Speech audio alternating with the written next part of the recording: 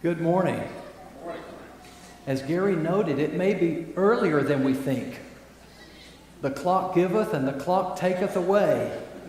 And just when we get used to having an extra hour, poof, it's gone. What would you do with more time on your hands? Probably the same things you do with the time that you have. I'm not sure that everyone knows the hour it is. I'm a little bit troubled because the clock in the back indicates the sermon is over. I'm not sure whether this is the fifth Sunday or the first Sunday. Are you? But I know one thing. God has a place. God has a role. God has a job for every brother and sister among us. Once upon a time, there was a master puzzle maker. He crafted jigsaw puzzles, and in his mind, he had first of all the completed image of exactly what he wanted it to be. And then he made a box, and on the cover, he put a photo of the finished product. And then with the cardboard all colored as it should be, he stamped it into 450 pieces. And he put them all into a box. And he called that puzzle Keller Church of Christ. And he asked every person to come to the box and take one piece. Unique in its spot, in its color, in the area of the puzzle in which it would be placed, contributing to the whole according to the pattern and the image of the great puzzle maker. And he said, I'm going to allow some time, and then I'm going to call upon you to stand before me. Let's describe it as a day of accountability or judgment, and I'm going to ask you, what did you do with the puzzle piece that I put in your hand that you were to insert and employ and use to the glory of the puzzle maker in the Keller Church of Christ? If you have a copy of today's bulletin, will you take it out and look at the front? Usually it's not a good sign for a preacher when all the people pull out the bulletins. Instead of giving you each a physical piece to a jigsaw puzzle, I'm going to use this instead. And I want you to imagine that you're holding this in your hand. It's what God has entrusted to you personally and to no one else. If you know what your job is in this church, you could take a pen out right now and write it there. And if you don't know or don't choose to write it, I want you to consider the idea that you are here for His purpose at this time, whatever time it is, whatever day it is, as an integral, functioning, working part of the puzzle. And the puzzle is solved when that last piece is put where it belongs. And it serves and it contributes and it's part of the picture. And the puzzle maker looks at it and says, it is very good. That's the purpose of Involvement Sunday. And in the passage read in Ephesians 4, starting at verse 11, you see the leaders that God placed in the church to equip, enable, and empower every member for ministry. Every member for ministry. As joints, ligaments, muscles, and bones under the headship of Jesus Christ to honor His name and spread His cause. If you were to look earlier in that same chapter, you would see that when Christ ascended on high, He led captivity captive and He gave gifts to men. To how many of us in the body of Christ did Jesus Christ give a gift? Handed a puzzle piece and said, use it, invest it, work it. employ it for the purpose I have in mind. And that's possible because of the power of the resurrection and the ascension and the exaltation of Jesus Christ. You say, Corey, I've been looking in my Bible, in the concordance. I don't see anything about jigsaw puzzles. Where do you find that? Well, go to Matthew 25, 14 to 30. There it's talents. That was a weight of money, an amount of silver. And a wealthy man entrusted to one servant 5 of these, to another 2, and to a third 1. And then he departed and he came back, and it was the day of judgment. Show me what you did with the tell me with the talents. And one said, well, I took the 5 and I made 5 more because it was money and they put it for profit. And another, you gave me 2, here's 2 more. And then here's the 1. What'd you do with your jigsaw puzzle piece? Well, you know I was afraid because you would call me to account. And so I just hid it. I have it right here and I can present it to you. And what was the pronouncement toward that servant? That he was lazy. He was wicked. Strong words. You knew that there would be a day of reckoning. You should have invested what I gave you. You should have put your piece in the puzzle because this day was coming. If you turn over to Luke 19, somewhat similar. It's still about money, but now it's minas instead of talents. And it's 1 mina for each person, not 5, 2, and 1, as with the talents. Other than that, they're somewhat parallel. The one who gave the money, representing Christ, goes off to receive a kingdom, and when he comes back, they all gather before him, and he asks them specifically this very same question. What did you do with what I gave you? In addition to Ephesians 4, you think of Romans 12, 3 through 8, that speaks of the fact that some are equipped by God for this task or this role or this position. We're not to think more highly of ourselves than we ought to think, but to think soberly according to the measure of faith that each one has. We're to be diligent and careful and industrious and fervent in carrying out what God has put in our hands. And then in 1 Corinthians 12, you know the parts of the body, the eye, the foot, the hand, each designed by God. And that's a powerful text because it notes that just as God made the human body and he put all the parts there that he wanted there, and the body has all the parts it needs, so is the church. There is no unneeded part. There's nothing extra. There's no one that's somehow dispensable or can sit back and not engage in the growth and the life and the health of the body. And there's no rivalry or dissension or competition, because just like in the jigsaw puzzle, I don't have to try to fit someone else's spot or be forced into something where I don't belong. And so we see in Scripture, 1 Peter 4, if you turn there, 10 and 11, as each one has received a special gift. Who's received a special gift? Each one. Let him use it to serve others and glorify God and to reflect his manifold grace. Manifold means multi-sided, like a diamond or other precious gem that can be turned in various ways. And depending on how the light hits it, you see a certain color or reflection. So is the grace of God. It's not about our merit, our worth. Somehow we muscle up and we achieve something that impresses God. It's the other way around. When we submit to the grace of God and the Spirit of God and the love of God, God says, here's your peace. And that spot where you belong, only you can fill. So think about the Keller Church as a completed puzzle.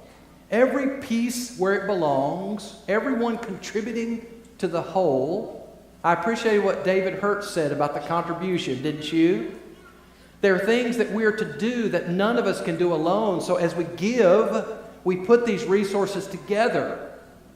It's a similar analogy. And then the Creator's pattern is seen because we have our eye on the box. That's the New Testament. That's the authoritative truth that God has given us for the worship and work and service of the church. And then we say, okay, there it is. Here's a gap. And then we take our piece and we put it there. Sometimes we need help. And that's the reason for Involvement Sunday and the ministry fair. So that when we go from this room, either before or after lunch, we'll pass these tables where representatives of various works here will be there to answer your questions, give you information, and invite you to sign up. And here's my puzzle piece, you might say. Help me know where I fit. And that's where the leadership comes in. Again, Ephesians 4:11 and following. He's put in the church these who are to help the others find employment. I thought about maybe we could call that area over there an unemployment center. Looking for a job. If you don't have one here, you should be at the employment center. And if you do have a job, help someone else join you. I thought, what if we called it a military recruiting station? Because we're not an audience, we're an army. We are soldiers of Christ. And if we don't know where we fit in the battle plan, that's the reason we have this day. Now, in some ways, the church is very different from a jigsaw puzzle. The puzzle is confined by the outer edges, the corners and the sides. The church is not. It's to go throughout the world and add on and add on. We talk about 450 pieces. That's not the limit. That's the starting point. There's another big difference, and that is that puzzle pieces are inanimate. They're just objects. They don't choose whether to jump into the puzzle or not. I think of Luke 15. Jesus talked about a man that had 100 sheep and one was lost. Well, the sheep just kind of wandered away. It didn't decide one day to mess up and foul up, so the shepherd went after it. And then there's the one coin out of 10 in the same chapter. And it's inanimate. It's an object. It needs the woman to look and clean until she finds it. But then there's that boy, that prodigal son we call him. He is where he is by his own decision. So it is with you and me. There's another big difference. Once the puzzle piece is inserted, it's finished. All it has to do is sit there and shine. Once we find our place, we don't simply shine. We work, we serve, and we give. Each puzzle piece, let's draw some comparisons, part of the designer's plan for the whole, and therefore surrendered to that whole. It's not my picture, it's not your picture, it's not even the picture drawn by a particular group of people here or there. It's God's picture, and the part submits to the whole. Unique, shape, color, size, position. Do you like to do jigsaw puzzles? Do you have someone in your family that's quicker or sharper maybe than you? Or maybe you're the one to whom people look. There are 3 techniques for putting the right piece in its spot. One is to start with the opening, right? And then look for something that fits that shape and those surrounding colors. Another thing is to start with the piece. And, I think this piece might go here because it's part of the sky, or it's part of the trees, or it's part of this building. The third selection, which is sometimes my favorite, is pure guesswork. You pick up a few pieces, let's try this, try this, try this. And do you ever try to kind of force it in there? I've also learned that the most important piece of the puzzle is the one that's missing. I want you to know I'm not the one that dropped it in the couch. But I do know this, it will be there until it's rescued Because again, it's not there by its own choice.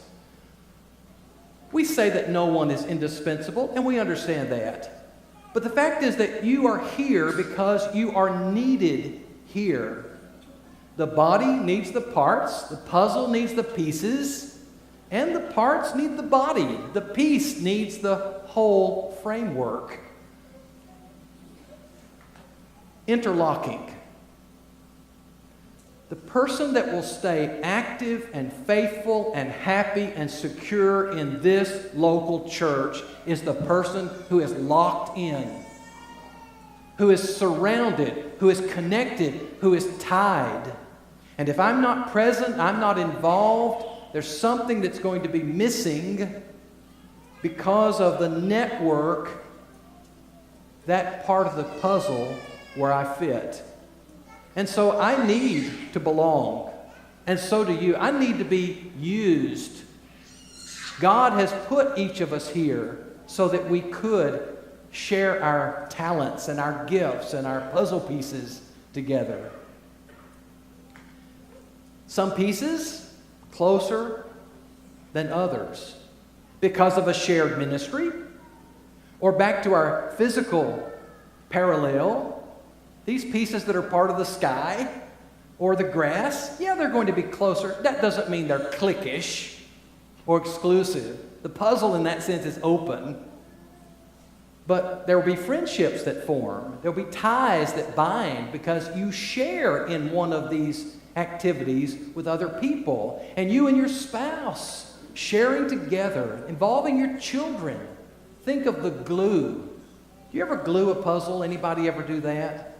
I sometimes do because I'm not sure I can easily put it together again. No piece can do it all. We've talked before, haven't we, about the 80-20 rule? That 20% of the people cannot do 80% of the puzzle in this case. I like the other 80-20 rule. Can 20% of the people eat 80% of the food at a church potluck? You and I know, whatever the numbers are, and I'm certainly not assigning any number to this wonderful group of Christians. It's the Pareto principle, and whatever the number is, the goal is to go to 100. And sometimes good, faithful, conscientious people wear out, tire out, quit, get discouraged because they see another section of the puzzle that's vacant, or they think it is. And so can I kind of stretch my piece and fill that spot? Well, and so this hurts the 20 in this case, and it deprives the 80, or whatever the numbers may be. You understand, I'm not assigning a number. The ones that are not utilized, they're cheated. They're missing out. They're losing on what they could participate in. And then the ones that try to fill in take on a heavier and heavier load. No one can go it alone. We are not islands. No puzzle is made up of one piece. I need encouragement. So do you. And the fact that there are those around you sustaining you, helping you know this is where you belong, we love you, we care about you, we appreciate you, that helps each piece stay where it ought to be and do what it's intended to do. Well, no piece can be forced, and certainly the leaders of the local church can't do that. No piece can force others to do what maybe they think they ought to do. Again, we're not inanimate objects. We are living, breathing children of God.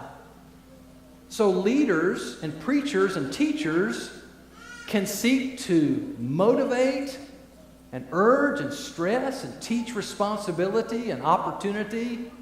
But ultimately, there's a line, and on the other side of the line, this is your puzzle piece. It is not mine. It is not the elders or the deacons or the teachers. It is yours. Sometimes when people feel forced into something, their response is resentment, irritation, and maybe pulling back. And I assure you that our leaders have every intention of persuading and encouraging and drawing you in. No peace lasts forever. How significant it is. Who will be doing what you're doing now in this church in 10 years?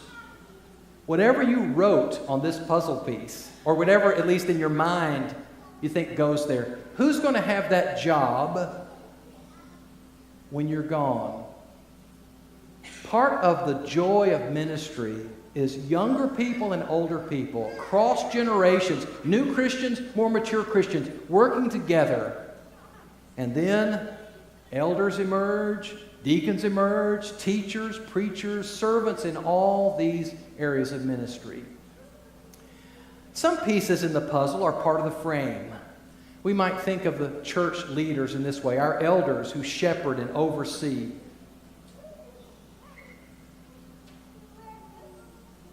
Here's a sense of boundary, a sense of recognizing the pattern, and then, of course, the leader's interest is in having every piece in that square.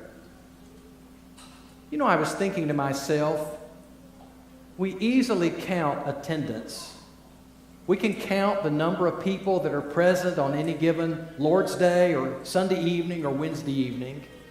It's much harder to count, and we can't really count the pieces that are actually where they're supposed to be, doing what God has equipped them to do. There are many reasons for that.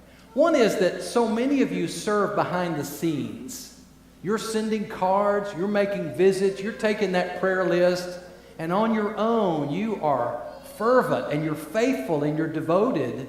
I say on your own, you know that others are doing the same thing.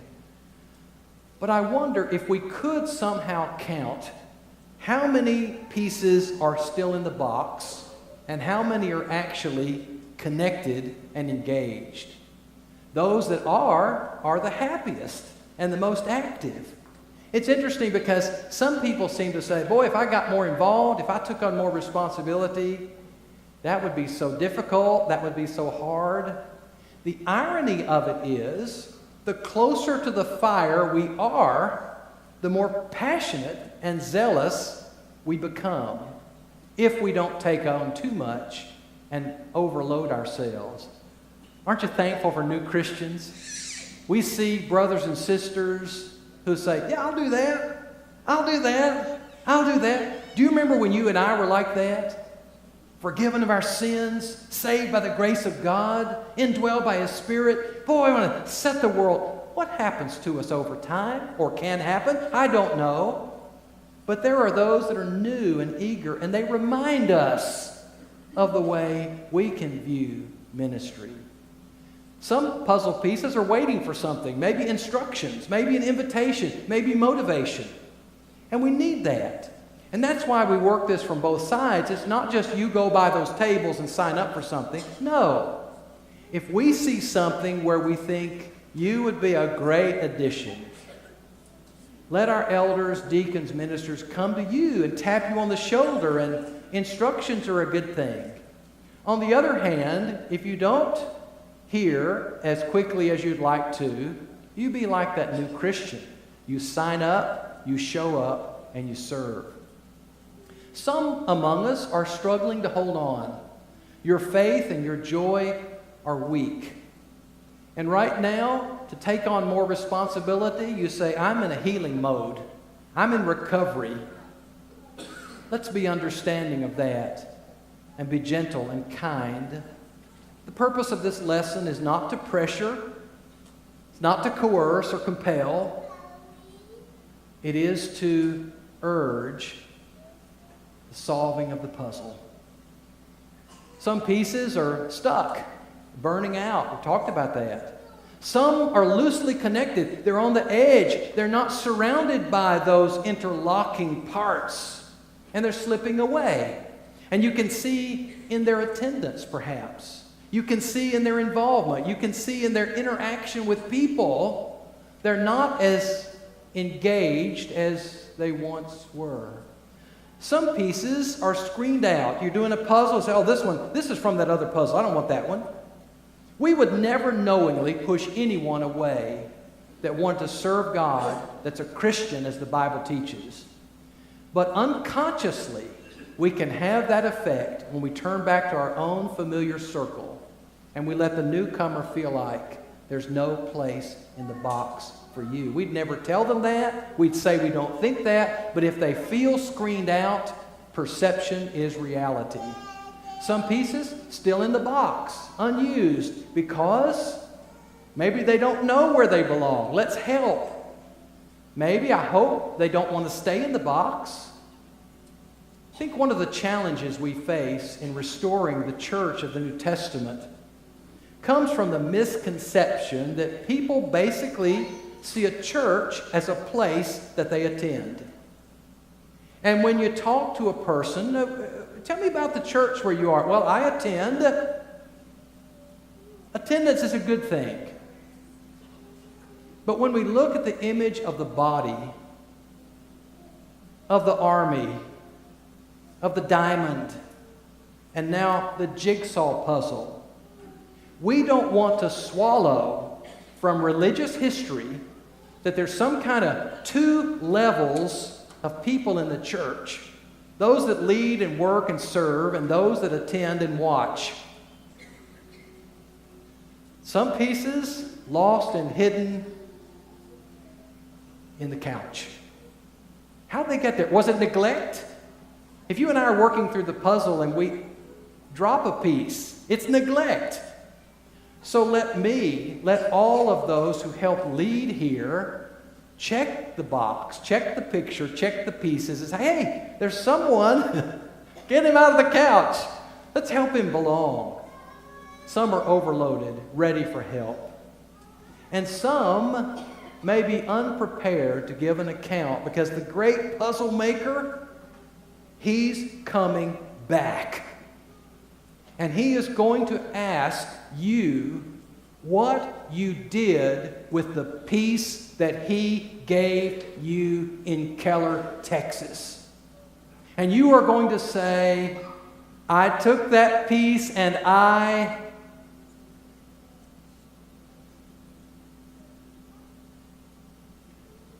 fill in the blank.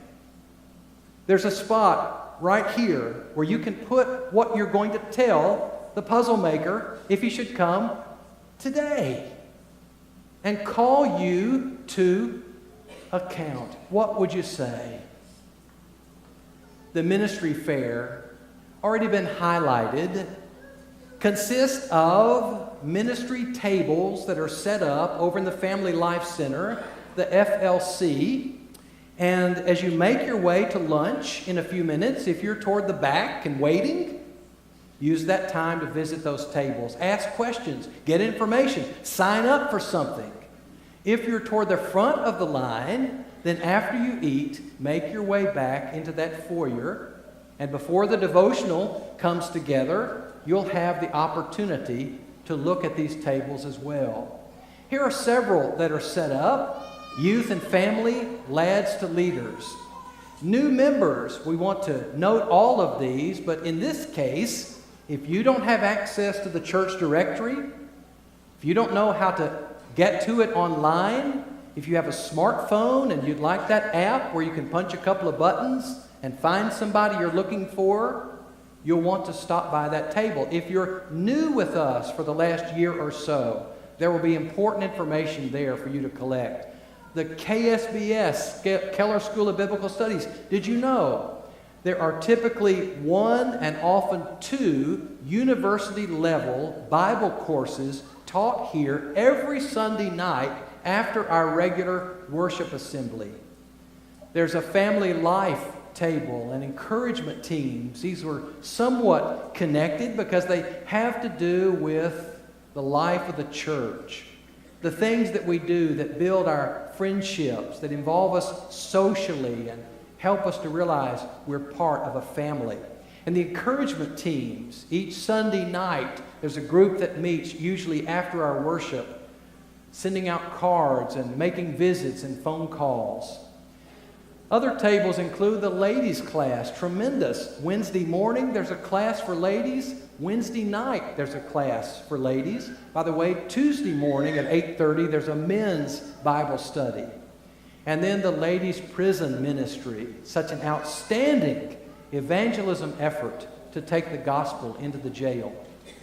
There's a table for worship and one for senior home worship. If you'd like to be part of these meetings in various homes in the area where older people would like to have an opportunity to worship. There's a table for the 39ers. You know, I looked at this, 39ers. Do you look closely? Do you see the mistake I made? I put the apostrophe in the wrong place. I'm admitting it right now. I thought, how can I use that for good? Every apostrophe is important. You're an apostrophe? Okay, I'm not a big letter. I'm not a capital. You know, apostrophe, find your spot and plug in and make the 39ers look good, right? And then Grief Share. Now they're going to have a segment on surviving the holidays. So many avenues where you could help others. Missions, World Bible School. Wow. After Mission Sunday and the church went way beyond the goal that was set, you can learn more. World Bible School will let you take the gospel over the internet to remote parts of the world. Take that bulletin. Here's your piece. What will you do with it? When the great puzzle maker comes and calls you to account, what will you say? Well, the way you receive your puzzle piece, we might say, is to become a child of God. Simple, straightforward, and clear. I know I'm a sinner. I can't save myself. I needed someone to pay the debt, to set me free, to cancel the penalty against me. Jesus did that when he took my place on the cross. I'm going to confess that and that he is the Christ. I'm going to be buried and raised with him in baptism into Christ and become a new creature. Romans 6, 1 through 4. Won't you come? Let's stand and sing.